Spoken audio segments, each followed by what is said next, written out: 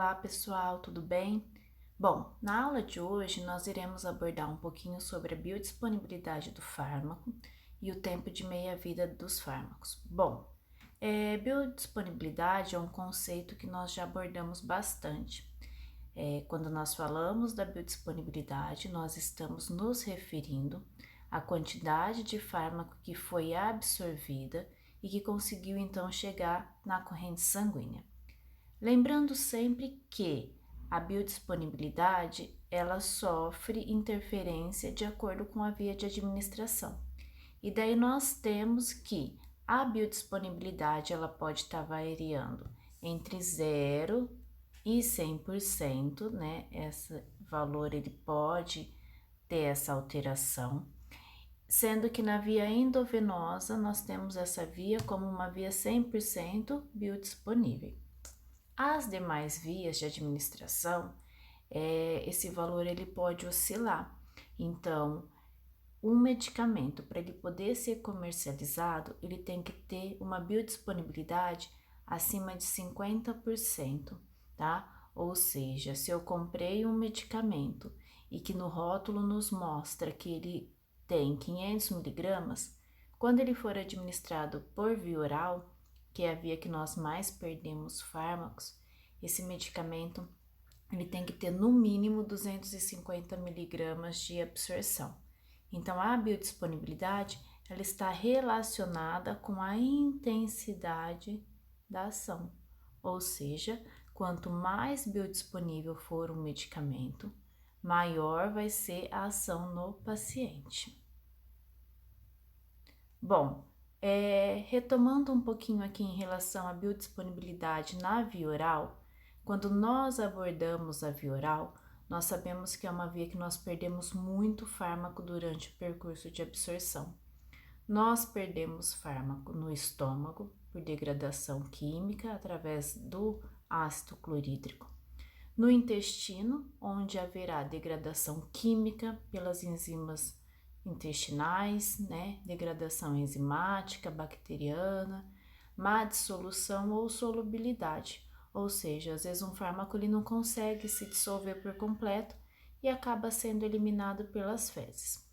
Bom, existe também o efeito de primeira passagem, que seria aquela primeira degradação enzimática.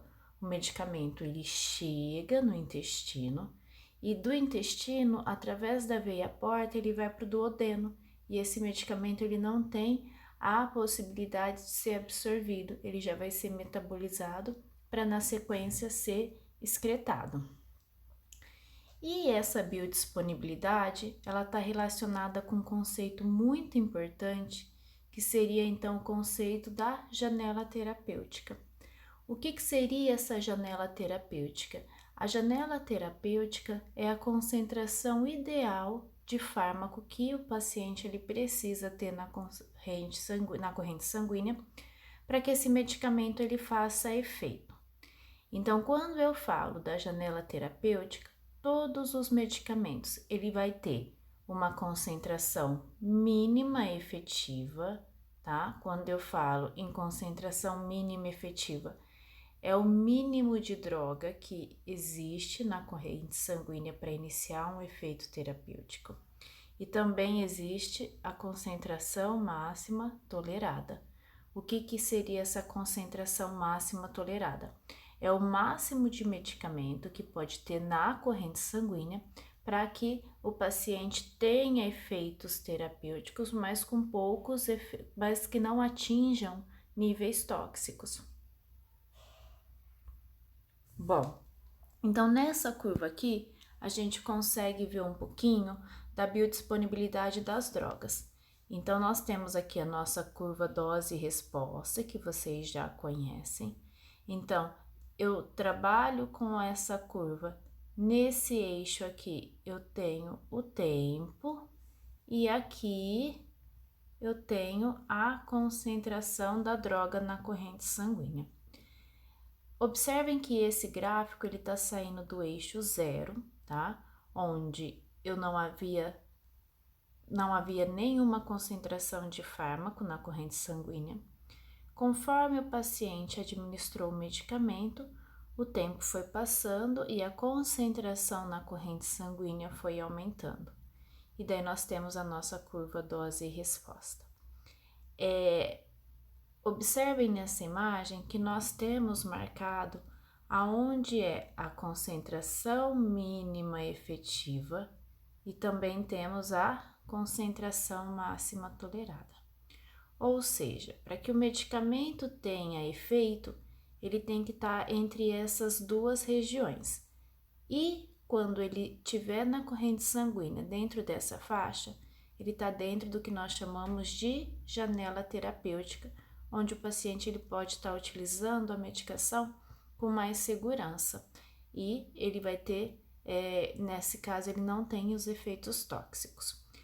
O pico ali máximo da ação, ele nos demonstra a intensidade.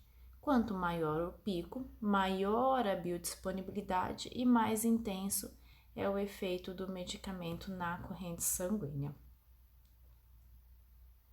E ali, embaixo da imagem, aqui nós podemos observar a duração do efeito do fármaco.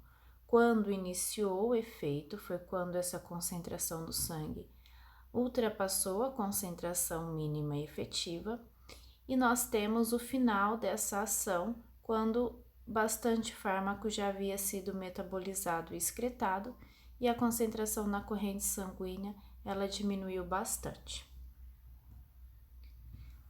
Nessa outra imagem aqui, vocês podem observar também uma curva dose-resposta, fazendo a comparação do mesmo medicamento sendo administrado pela via oral e pela via intravenosa. Então, na via oral nós temos o pico de absorção do fármaco, tá? Ele tá ali dentro da faixa de segurança da nossa margem terapêutica. E quando eu falo da via intravenosa, que seria a nossa linha B, tá? Nós observamos que esse medicamento ele sai um pouquinho acima da concentração máxima tolerada. Entretanto, como nessa via logo o medicamento vai sendo usado, metabolizado e excretado, rapidamente, em pouco tempo, né, ele saiu da concentração acima da concentração máxima tolerada e já caiu para a faixa de segurança. Então, quando a gente toma uma medicação na veia, às vezes de início a gente tem uma sensação bem ruim. Seria nesse momento que o fármaco está um pouquinho acima da concentração máxima tolerada.